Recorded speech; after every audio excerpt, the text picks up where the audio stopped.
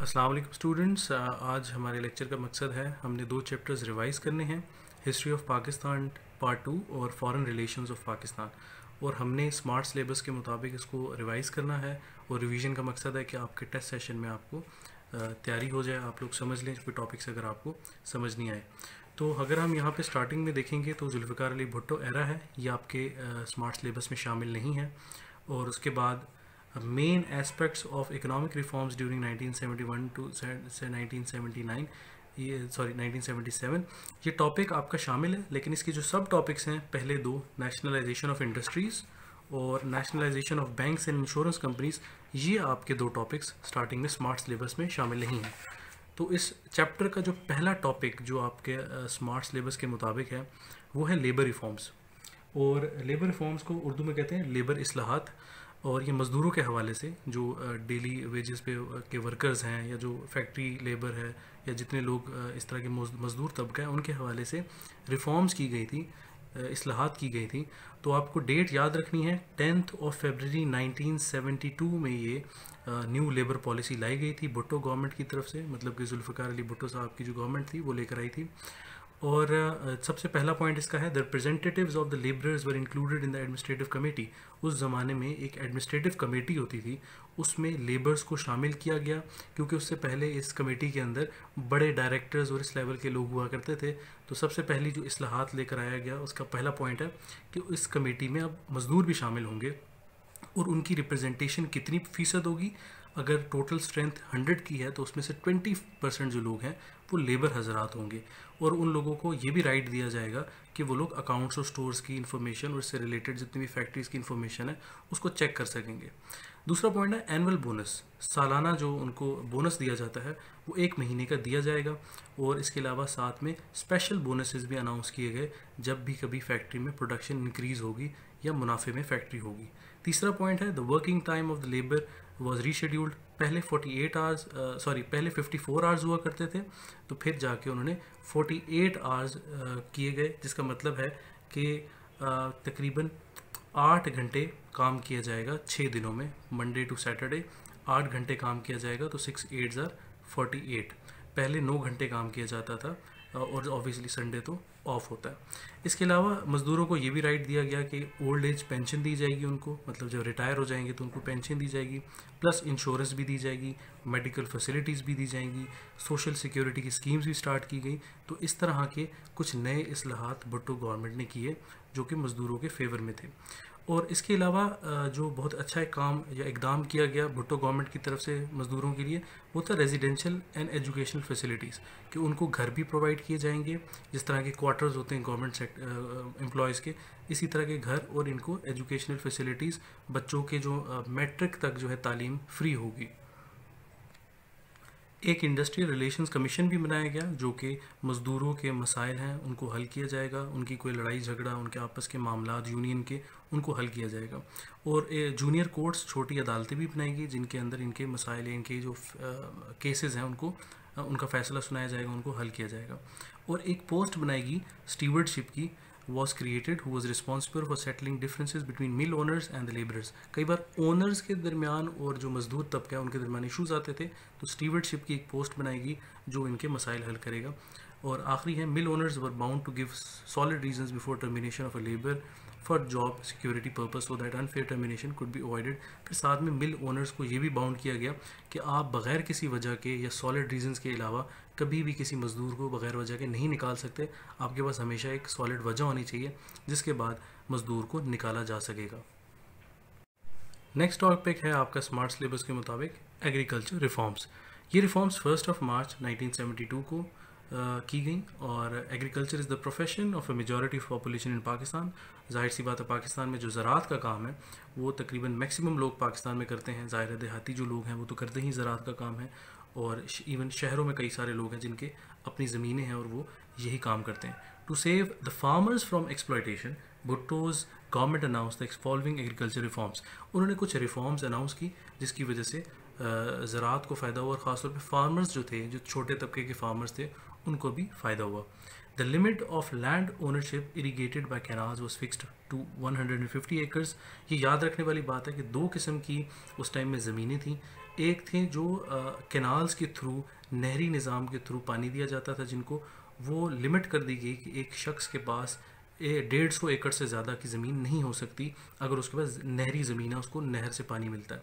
फिर दूसरी थी वो ज़मीन जिसको बारिश के थ्रू पानी मिलता है, वो 300 एकड़ तक लिमिट कर दी गई कि 300 एकड़ से ज़्यादा वो ज़मीन नहीं रख सकता अगर वो बारिश वाला या बारिश के हवाले से उसको पानी मिल रहा है। उसके बाद the land beyond these limits was confiscated, और अगर किसी के पास इससे ज़्यादा ज़मीन होगी, मतलब 150 एकड़ नहरी और 300 एकड़ जो रेन वाली है, बारिश वाली, इससे ज़्यादा होगी तो वो फिर उससे ले ली जाएगी, कन्फिस्केट कर ली जाएगी। By March 1976, 1.5 million acres of land was distributed to the farmers, और तकरीबन 1976 तक 1.5 मिलियन एकड़ से ज़्यादा की ज़मीन जो है वो मजदूरों किसानों में डिस्ट्रीब्यूट की गई, जो कि उस टाइम जब्त की गई थी, कन्फिस्केट की गई थी। सेकंड पॉइंट है the land purchase by government servants during their service of 2 years after their retirement was limited up to 100 acres. अगर किसी भी गवर्नमेंट सर्वेंट ने जो कि रिटायर हो गया और उसके 2 साल के अरसे में अगर उसने ज़मीन ली है तो उसकी भी एक लिमिट लगा दी गई कि वो 100 एकड़ से ज़्यादा की ज़मीन नहीं ले सकता। लेकिन ये पॉलिसी आर्मी ऑफिसर्स पे के लिए नहीं थी, सिर्फ जो दूसरे सिविलियन एम्प्लॉयज़ थे, गवर्नमेंट एम्प्लॉयज़ थे, उनके लिए था। No one except for educational institutions was allowed to cross this limit of land. सिवाय एजुकेशनल इंस्टीट्यूशंस के, मतलब कि तालीमी इदारों के अलावा बाकी कोई भी इन लिमिट्स को क्रॉस नहीं कर सकता था। तालीमी इदारों को इजाज़त थी कि वो इससे बड़े ज़मीनों पे अपने तालीमी इदारे बना सकते हैं। ओनली लैंड लॉर्ड्स वुड पे the land and water tax, the pageants would be exempted from it. जितने भी लैंड लॉर्ड थे, जिनकी ज़मीनें थी, जो ओनर्स थे ज़मीनों के, सिर्फ वही वाटर के और लैंड के टैक्स देंगे। जो वहाँ पे काम करने वाले लोग हैं, जो फार्मर्स हैं, जो या तो कोई ज़मीनें लेकर काम कर रहे हैं, वो पे नहीं करेंगे। No extra land was allowed for livestock, farms, stables and gardens, और कोई एक्स्ट्रा ज़मीन नहीं दी जाएगी उनके जानवरों के लिए, उनके फार्म्स के लिए, उनकी ऐसी किसी भी ज़रूरियात के लिए। स्टेबल्स होता है जहाँ पे उनके जानवर वगैरह होते हैं, शेल्टर टाइप होता है जहाँ पे, तो इस तरह की कोई एक्स्ट्रा ज़मीन नहीं दी जाएगी। All hunting grounds except for those with the historical background were taken over by the government, और तमाम जो हंटिंग ज़मीन थी जहाँ ख़ासतौर पे हिस्टोरिकल बैकग्राउंड था जिनका, वो ज़मीनें भी हुकूमत ने जब्त कर ली थी।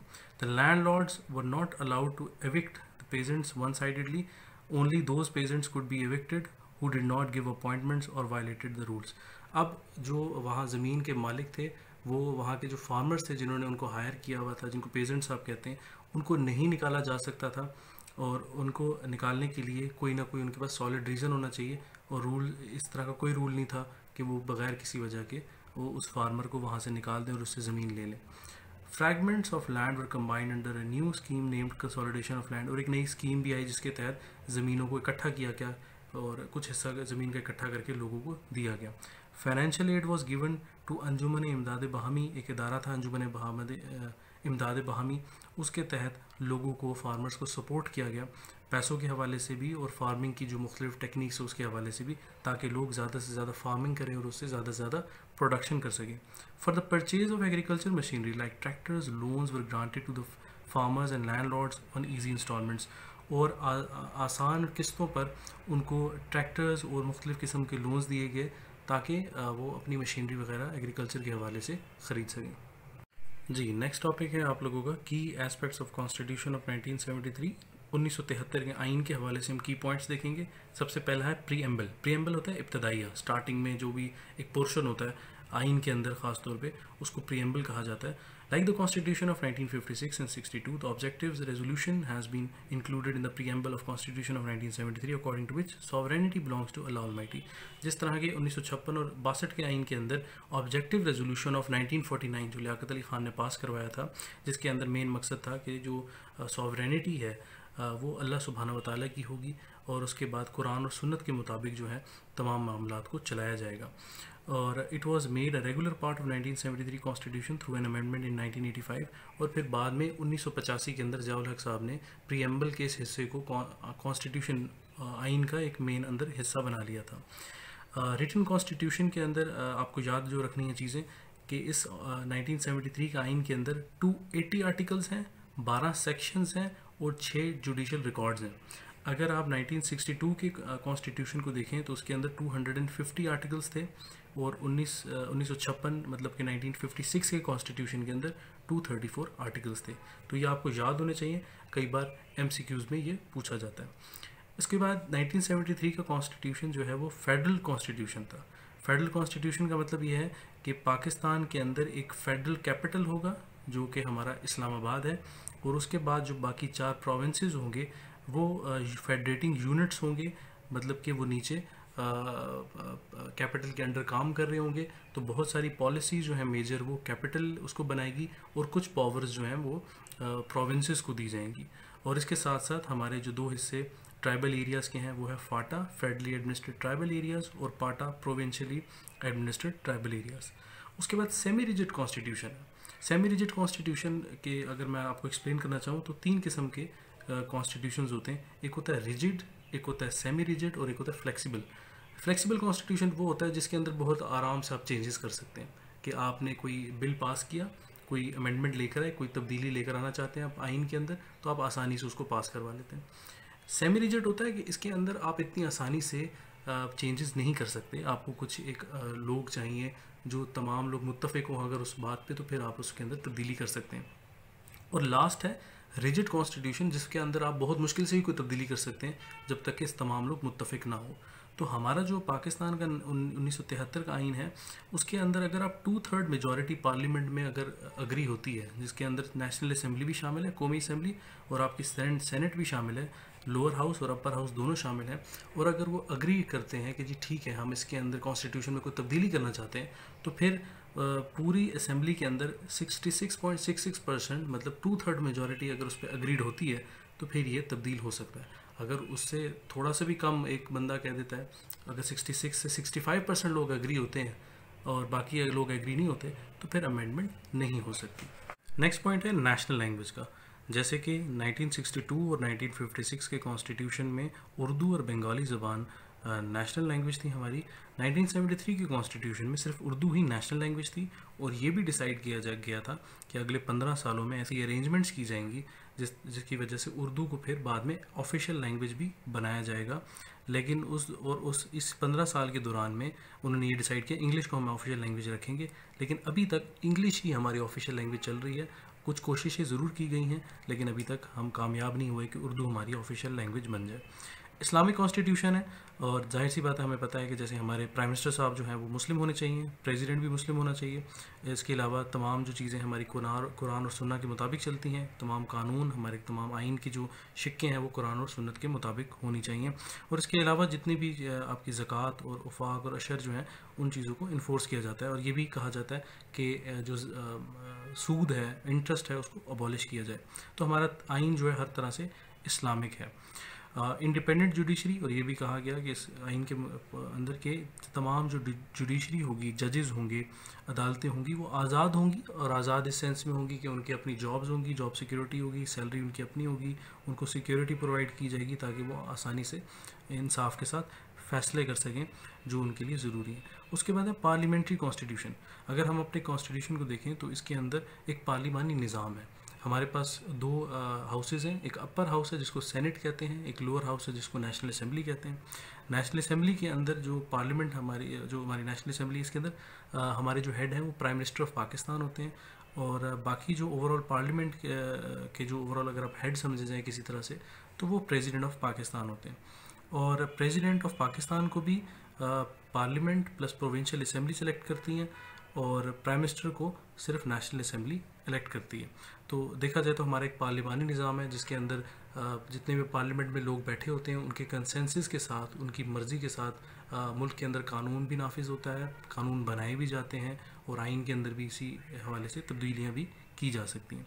सुप्रीमेसी ऑफ कॉन्स्टिट्यूशन, और ये भी कहा गया कि अगर कोई शख्स आइन को तोड़ेगा तो उसको जो है हाई ट्रीज़न की सज़ा दी जाएगी, और उसको ये भी कहा गया कि उसको फांसी की भी सज़ा हो सकती है जो शख्स भी आइन तोड़ता है। कॉन्स्टिट्यूशनल इंस्टीट्यूशंस की बात की जाए तो बहुत सारे ऐसे इंस्टीट्यूशंस भी बनाए गए आइन के अंडर 1973 में, जिस तरह से council for common interest, national economic council, national finance commission, election commission of Pakistan, federal ombudsman, ये वो तमाम इदारे हैं जो फिर उस इंस्टीट्यूशन कॉन्स्टिट्यूशन के अंदर बनाए गए, और इनका मकसद यही था इदारों का तमाम का कि पाकिस्तान के इंटरेस्ट में फेवर में काम किया जाए। फेडरल ombudsman वो इदारा है जहाँ पे आप किसी भी सरकारी इदारे की कंप्लेन कर सकते हैं, और इलेक्शन कमीशन ऑफ पाकिस्तान जो है इलेक्शन कंडक्ट करवाता है। नेशनल फाइनेंस कमीशन जो है फाइनेंशियल जो भी मैटर्स होते हैं सूबों के हवाले से वो डील करते हैं, और इस तरह से नेशनल इकोनॉमिक कमीशन भी इकोनॉमिक मामलात को देखता है। इसके बाद है बाई कैमरल लेजिस्लेचर।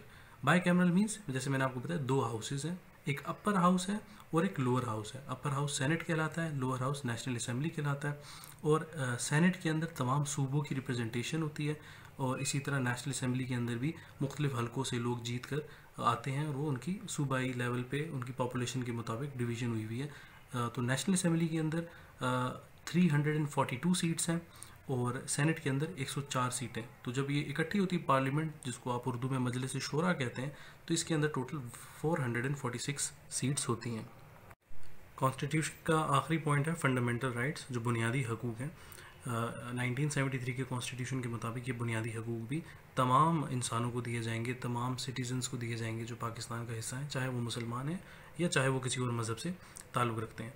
नेक्स्ट हमारा जो टॉपिक है वो जनरल ज़ियाउल हक की जो इस्लामाइजेशन की पॉलिसी थी उनके हवाले से उनके मेन पॉइंट्स हैं। तो सबसे पहले हम देखेंगे द सेटिंग अप ऑफ शरिया कोड्स।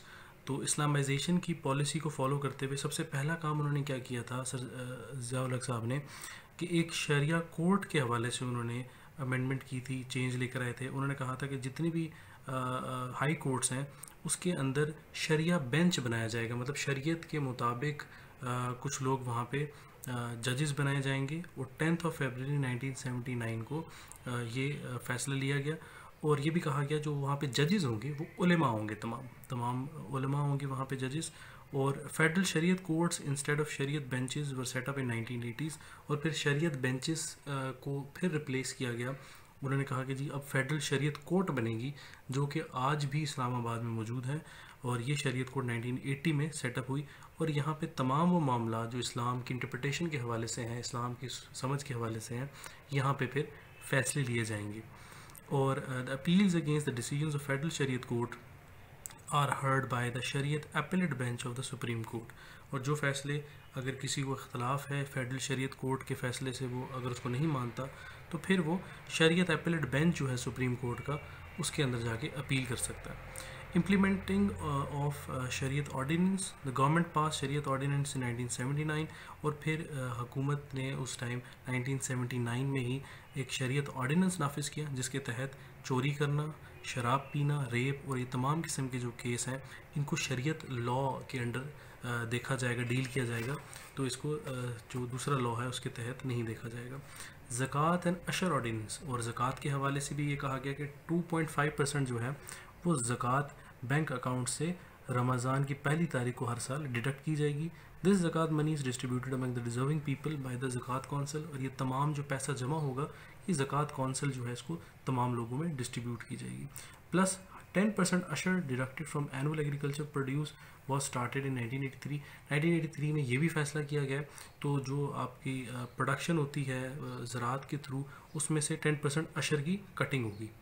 4th पॉइंट है एबोलिशन ऑफ इंटरेस्ट। इसका मतलब है कि जो सूद का जो निज़ाम था उसको अबॉलिश करने की कोशिश की गई, और एक पूरा इसके अंदर एक पॉइंट लेकर आया गया कि accounts were opened on the basis of profit and loss on 1st January 1981, and all saving accounts were converted to PLS account from 1st of July 1984। तो क्या किया गया कि जितने भी अकाउंट जो प्रॉफिट और लॉस में की वजह से खोले गए और इसकी बेस पे चलते थे, सेविंग अकाउंट्स जिनको आप कहते हैं, जिनमें एक्स्ट्रा पैसा भी आता है जिसको सूद माना जाता है, तो उसके तहत 1st of July 1984 को इन तमाम चीज़ों को कन्वर्ट कर दिया गया PLS अकाउंट्स के अंदर। Islamiyat and Pakistan studies as compulsory subjects, और फिर BA के लेवल तक, मतलब BA के लेवल तक पाकिस्तान स्टडीज़ और इस्लामियात को कंपलसरी सब्जेक्ट बनाया गया, जो आज भी है, और आज तक हमारे यहाँ ये सब्जेक्ट्स कंपलसरी हैं BA लेवल तक। प्रेयर अरेंजमेंट्स, और फिर तमाम इदारों के अंदर मुख्तलिफ़ जगहों पर, क्योंकि ऑफिस टाइम में ज़ोहर या असर की नमाज़ आती थी, तो फिर ये ज़ोहर नमाज का ख़ास तौर पे एहतमाम किया जाता था, और तमाम जब अज़ान का वक्त हुआ करता था तो तमाम लोग नमाज़ की तरफ चले जाते थे और नमाज़ पढ़ते थे, और ये ख़ास तौर पे इस दौर के अंदर कहा जाता था कि नमाज़ पढ़ी जाए। एहतराम रमज़ान ऑर्डिनेंस और रमज़ान के एहतराम के लिए बड़े सख्ती से स्ट्रिक्ट एक्शंस लिए गए। The people not observing the sanctity of the month of Ramzan could be gelled for 3 months and find for 500 rupees. तो आप ये देखें कितना एक अच्छा इकदाम है कि जो शख्स रमज़ान का एहतराम नहीं करेगा और बाहर खाते हुए पकड़ा जाएगा तो उसके लिए क्या होगा, 3 महीने की जेल भी उसको हो सकती है और फिर 500 रुपये का फ़ाइन हो सकता है। उस ज़माने में 500 रुपये बहुत पैसे होते थे। और फिर ज़ियाउल हक साहब के दौर के अंदर ही रिलीजियस स्कूल्स मतलब मदरसास को देखा गया कि उनको ज़्यादा ग्रांट्स दी गई, उनको पैसे दिए गए, और उनकी जो डिग्री है मदरसे के अंदर उसको MA के इक्विवेलेंट कहा गया। कंपलसरी स्टडी ऑफ अरबिक, और क्लास 6, 7, 8 के अंदर अरबिक जो सब्जेक्ट है उसको कंपलसरी करार दिया गया। The international Islamic university in Islamabad was started in 1981 for Islamic learning and law research. और फिर एक नई यूनिवर्सिटी शुरू की गई जो कि आज भी इस्लामाबाद में मौजूद है, इंटरनेशनल इस्लामिक यूनिवर्सिटी के नाम से। 1981 में ये बनाई गई और इसका मकसद था कि इस्लामिक लॉज को समझा जाए और वैसे भी लॉ को उसके हवाले से रिसर्च की जाए। पॉइंट नंबर 11 है द सेटिंग अप ऑफ शरीयत फैकल्टी। और फिर कायद-ए-आज़म यूनिवर्सिटी इस्लामाबाद के अंदर एक हदीस को समझने के लिए, फ़िक़्ह को समझने के लिए एक फैकल्टी बनाएगी जिसमें तमाम टीचिंग स्टाफ शामिल था। जी, नेक्स्ट टॉपिक है आपका Pakistan as a nuclear power. जब जुल्फ़िकार अली भुट्टो साहब ने टेक ओवर किया 1971 में, तो उन्होंने ये भी डिक्लेयर किया साथ में कि हमें पाकिस्तान को एटॉमिक एनर्जी हासिल करनी है, एटॉमिक पावर बनना है, और हमने कोई सिर्फ उसको जंगों में इस्तेमाल नहीं करना बल्कि अपनी प्रॉस्पेरिटी, अपनी डेवलपमेंट और उसको अच्छे पीसफुल पर्पज़ के लिए यूज़ करना है, चाहे वो बिजली बनाने में है या मुख्तलिफ अदर पर्पज़ के लिए यूज़ करना है। पाकिस्तान में जो पहला एटॉमिक प्लांट लगाया गया वो 1992 के अंदर था, लेकिन ये प्लांट एनफ नहीं था कि इसके जो तमाम जो पाकिस्तान की ज़रूरियात था उसको पूरा किया जा सके। और जब इंडिया ने 1974 में राजस्थान के डेजर्ट में पोखरान की जगह पे जब इन्होंने एटॉमिक ब्लास्ट किए तो पाकिस्तान को ये ज़्यादा ज़रूरत फ़ील होना शुरू की कि पाकिस्तान के पास भी एटॉमिक बॉम्ब होना चाहिए, क्योंकि ये बैनुल-अक़वामी तौर पे साउथ एशिया के अंदर यहाँ पे एक अनबैलेंस हो गया था, create balance of power shift हो गया था इंडिया की तरफ। इंडिया ज़्यादा ताकतवर नज़र आना शुरू हो गया था, और जब एक रीजन के अंदर, किसी इलाके के अंदर कोई एक ज़्यादा ताकतवर हो जाता है तो फिर वो दूसरों पे प्रेशर डालता है। तो इस प्लान को देखते हुए, इस चीज़ को देखते हुए जुल्फ़िकार अली भुट्टो ने ये फ़ैसला किया कि हमें फिर ये न्यूक्लियर पावर प्लांट बनाना चाहिए, एटॉमिक एनर्जी हासिल करनी चाहिए। किसी भी मुल्क से हासिल करें तो सबसे पहले फ़्रांस जो है उसने हमारे साथ एग्रीमेंट किया। उन्होंने 1976 में ये एग्रीमेंट किया कि हम 40 करोड़ डॉलर्स का एक प्लांट पाकिस्तान में लगाएंगे, जिसकी first instalment 10 crore dollars Pakistan को मिल गए थे। लेकिन इंडिया, रशिया और अमेरिका के प्रेशर की वजह से जो एग्रीमेंट है उसको वापस ले लिया गया। एग्रीमेंट ख़त्म हो गया पाकिस्तान और फ्रांस के दरमियान, लेकिन इसके बावजूद भी पाकिस्तान ने अपनी कोशिशें जारी रखी, और जनरल ज़ियाउल हक के दौर के अंदर डॉक्टर अब्दुल कदीर ख़ान के साथ मिलके उन्होंने फिर 1984 में ये अनाउंस किया कि अब हम लोग यूरेनियम एनरिचमेंट कर सकते हैं। यूरेनियम एनरिचमेंट का मकसद ये होता है कि वो यूरेनियम जो है अब मुख्तलिफ जगहों पे इस्तेमाल हो सकता है, चाहे एटम बम बनाने के लिए या चाहे उसको पीसफुल पर्पज़ के लिए यूज़ कर सकते हैं। और इस अनाउंसमेंट के बाद फिर बहुत सारे मुल्कों ने प्रोपोगेंडा शुरू कर दिया, स्पेशली इंडिया ने, क्योंकि हमारा नेबर है और वो नहीं चाहता था कि हमारे पास न्यूक्लियर एनर्जी हो या इस तरह से हमारे पास न्यूक्लियर कैपेबिलिटी हो। और साथ में अमेरिका ने भी प्रेशराइज़ करना शुरू कर दिया, और ये भी कहा जाने लगा कि पाकिस्तान जो है F-16 के थ्रू या मिराज जो इनके फ्रेंच एयरक्राफ्ट हैं, इसके थ्रू वो इंडिया के मुख्तलिफ शहरों पर अटैक भी कर सकता है और ये आगे दुनिया के लिए नुकसानदेह हो सकता है। खैर, डॉक्टर अब्दुल कदीर ख़ान ने 1989 में ये क्लेम कर लिया था कि हम लोग न्यूक्लियर के केपेबल हो गए हैं और हम एटम बम बना सकते हैं। इसके बाद ये लिखा गया कि इंडिया और पाकिस्तान जो है इन्होंने अपने जो प्रोग्राम्स थे, न्यूक्लियर प्रोग्राम्स, वो एक दूसरे से सीक्रेट रखे। और 1974 में जब इंडिया ने जब ब्लास्ट किया और न्यूक्लियर कैपेबिलिटी हासिल कर ली, तो अमेरिका ने किसी तरह से भी कोई एक्शन नहीं लिया। इंटरनेशनल जितने भी इदारे थे या मुल्क थे, किसी ने भी इंडिया के ख़िलाफ़ कोई बात नहीं की। लेकिन जब पाकिस्तान ने न्यूक्लियर ब्लास्ट और न्यूक्लियर की कैपेबिलिटी की बात की, तो फिर प्रेसलर अमेंडमेंट्स आ गई और पाकिस्तान के ऊपर बहुत सारी पाबंदियाँ लगा दी गई। और जब 1998 के अंदर इंडिया ने, जब उनकी भारतीय जनता पार्टी की गवर्नमेंट थी और पाकिस्तान में नवाज़ शरीफ साहब की गवर्नमेंट थी, तो फिर मई के अंदर इंडिया ने पोखरान के रीजन में राजस्थान के अंदर 11 मई 1998 को न्यूक्लियर ब्लास्ट किए, और इसी के नतीजे में जो उन्होंने 5 ब्लास्ट किए थे, हमने उसके रिप्लाई में हमने भी फिर ब्लास्ट किए न्यूक्लियर ब्लास्ट, जो कि 28 मई 1998 को हमने किए थे। और हमने चागाई हिल्स भी किए थे, हमने 7 ब्लास्ट किए थे। चागाई हिल्स जो है वो बलूचिस्तान के अंदर है, और उस टाइम में मियां मोहम्मद नवाज शरीफ की गवर्नमेंट थी। लेकिन उस टाइम में पूरी कोशिश की गई अमेरिका की तरफ से कि बिल क्लिंटन जो उनके सदर थे, उन्होंने कहा था नवाज शरीफ से कि आप किसी तरह से भी एग्रेसिव एक्शन मत लीजिएगा। लेकिन पाकिस्तान आर्मी ने पूरी तरह से कोशिश की कि हम लोग एक रिप्लाई उनको दें, और एक अच्छा रिप्लाई दिया गया इंडिया को, और 7 बड़े ब्लास्ट किए गए चागाई हिल्स में बलूचिस्तान के रीजन में। तो 28 मई 1998 को पाकिस्तान जो है उसने न्यूक्लियर कैपेबिलिटी हासिल कर ली, और हमने एटॉमिक बम बना लिया। और पाकिस्तान दुनिया का 7वां बड़ा मुल्क बना, 7वां मुल्क बना जिसने एटॉमिक कैपेबिलिटी हासिल की, और इस्लामिक दुनिया में पहला बड़ा मुल्क बना। जी, नेक्स्ट टॉपिक है आपका local government plan of 2000। General Pervez Musharraf promised to bring visible changes in the system of the local government soon after coming to the power on 12th of October। जब 12 अक्टूबर 1999 को general Parvez Musharraf ने take over किया, तो उन्होंने ये decide किया कि हम जो पावर है उसको लोअर लेवल पे ट्रांसफ़र करेंगे, पब्लिक के लेवल पे ट्रांसफ़र करेंगे, यूनियन काउंसिल, तहसील, डिस्ट्रिक्ट के लेवल पे लोगों को ट्रांसफ़र करेंगे। इसका मतलब ये है कि ऊपर से बैठ के वज़ीर आज़म साहब या सदर साहब ही डिसीजन नहीं लेंगे, या वज़ीर आला साहब सूबाई लेवल पे डिसीजन नहीं लेंगे, बल्कि अब तहसील के लेवल पे, डिस्ट्रिक्ट के लेवल पे, यूनियन काउंसिल के लेवल पे, गली मोहल्ले के लेवल पे भी डिसीजंस होंगे, जिसको आप लोकल गवर्नमेंट सिस्टम कहते हैं। और ये लोकल गवर्नमेंट प्लान जो है 2000 लाया गया। यूनियन, सबसे पहला पॉइंट आपका यूनियन गवर्नमेंट। ये यूनियन गवर्नमेंट होती क्या है? Union government comprises of a nazim, naib nazim, union council and a union administration. अच्छा, इसके 3 मेन हिस्से हैं, एक यूनियन गवर्नमेंट के हैं, एक तहसील गवर्नमेंट के हैं, और एक डिस्ट्रिक्ट गवर्नमेंट के हैं। मतलब ये 3 लेवल्स हैं। यूनियन गवर्नमेंट जो है ये सबसे छोटे लेवल पे होता है, और यहाँ पे या तो नाजिम, नायब नाजिम, यूनियन काउंसिल या यूनियन एडमिनिस्ट्रेशन होती है। और इनके लोकल गवर्नमेंट प्लान ऑफ 2000 के मुताबिक people elect 13 members of the union council, 13 members को इलेक्ट करेगी, 13 मेंबर्स को यूनियन काउंसिल में। उसमें से 1 नाजिम होंगे, 1 नायब नाजिम, 4 मेल जनरल काउंसलर्स होंगे, 4 फीमेल जनरल काउंसलर्स होंगी, 2 मेल फार्मर्स होंगे, मतलब कि वहाँ पे किसान होंगे। ये तमाम मेंबर्स बताए जा रहे हैं जो यूनियन काउंसिल के अंदर बैठेंगे और जो इलाकाई जो मसाइल हैं उनको हल करेंगे। और फिर फर्दर उसमें या तो लेबर भी हो सकते हैं काउंसलर्स, फिर 2 female farmers and labour councillors and 1 minority councillor. तो ये एक यूनियन काउंसिल की लेवल पे एक समझ लें कमेटी होगी या एक गवर्नमेंट लेवल पे होगी जो इस यूनियन काउंसिल लेवल पे चलाएगी। The duties of union council include the security arrangements within its boundaries. इनका काम क्या होगा? सिक्योरिटी देखना उस यूनियन काउंसिल की। Making the annual development programme, किस तरह से एनुअली आप सालाना उनका डेवलपमेंट कर सकते हैं उस इलाके की। Imposing taxes at the local level पे किस तरह के टैक्स लगाए जा सकते हैं। And solving the criminal and civil cases of small nature, जिस तरह से भी उनके कोई ऐसे केसेस होंगे उनको सॉल्व किया जा सके। And land and family disputes, किसी तरह के ज़मीन के या फैमिली के कोई डिस्प्यूट्स है उनको भी यूनियन काउंसिल लेवल पे, छोटे लेवल पे सॉल्व किया जाएगा।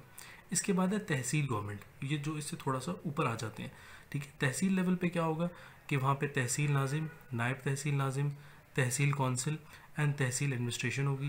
The education qualification of tehsil nazim and naib nazim shall be at least matric. तो एटलीस्ट ये जो तहसील नाजिम है और जो नायब तहसील नाजिम होंगे इनको एटलीस्ट मैट्रिक होना ज़रूरी होगा।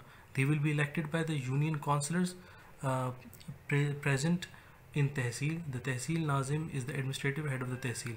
जो तहसील नाजिम होगा वो तहसील गवर्नमेंट का हेड होगा। पहले हमने यूनियन काउंसिल की बात की थी कि वो सबसे छोटे लेवल पे देख रहे होंगे, यहाँ पे तहसील लेवल पे मुख्तलिफ मसाइल को देखा जा रहा होगा। The naib nazims of all the union councils of the tehsil are included in the tehsil. ठीक है, यूनियन काउंसिल के अंदर तमाम जो नायब नाजिम होंगे वो इसमें शामिल होंगे। 33% of the seats in the tehsil council are of women. ठीक है, 5% will be of farmers and labourers and 5% seats will be reserved for minorities. तो उन्होंने परसेंटेज बता दी कि ख़वातीन के हवाले से 33%, 5% सीट्स जो होंगी वो फार्मर्स और लेबरर्स की होंगी, और 5% seat will be reserve for minorities. The tehsil Nazim will be the head of tehsil government. और ये ज़रूरी है, जैसे मैंने पहले बताया, तहसील नाजिम जो है वो तहसील लेवल की जो हुकूमत होगी उसके हेड होंगे। The tehsil municipal office will work under the tehsil nazim. और वहाँ पे जो म्यूनसिपल ऑफिस होगा उनका या ऑफिसर होगा वो तहसील नाजिम के अंडर काम करेगा, TMO जिसको आप कहते हैं, तहसील म्यूनसिपल ऑफिसर। अच्छा, फिर आप यहाँ पे देखेंगे 4 tehsil officers will work under the tehsil municipal officer. जो 4 तहसील ऑफिसर्स होंगे वो फर्दर तहसील म्यूनसिपल ऑफिसर के अंडर काम करेंगे and supervise the affairs of different departments, और मुख्तलिफ मामलात को वो देखेंगे। अब हम देखते हैं कि तहसील लेवल पे कौन कौन सी चीज़ों को देखा जाएगा। That these departments include finance, budget and accounts, record of land, revenue, planning, rural and urban development, municipal coordination and stages. तो मुख्तलिफ़ किस्म के जो तहसील लेवल पे बजट, उनके अकाउंट्स, उनके रिकॉर्ड्स, उनकी ज़मीन, उनके रेवेन्यूज़, उनके रिकॉर्ड्स, ठीक है, इस तरह की डेवलपमेंट, ये तमाम चीज़ें तहसील लेवल पे देखी जाएंगी। नेक्स्ट है डिस्ट्रिक्ट लेवल। ये जो थोड़ा सा फिर आप ऊपर आगे, मतलब यूनियन से आप ऊपर है तहसील, तहसील से ऊपर डिस्ट्रिक्ट, डिस्ट्रिक्ट से ऊपर डिवीजन्स होते हैं और डिवीजन्स के ऊपर फिर सूबा होता है और सूबे से ऊपर ज़ाहिर है मुल्क होता है। तो डिस्ट्रिक्ट लेवल पे जब आप बात करेंगे तो district government comprises of nazim, naib nazim, council and administration. The head of the district government is district nazim. जाहिर सी बात है डिस्ट्रिक्ट गवर्नमेंट के जो हेड होगा वो डिस्ट्रिक्ट नाजिम है। जैसे कि तहसील में तहसील नाजिम जो था वो उसका हेड था। In one district the nazims of all the union councils are included in the district council. अब ये बात है कि जो जितने यूनियन काउंसिल्स के जो नाजिम्स हैं वो डिस्ट्रिक्ट काउंसिल का हिस्सा होंगे।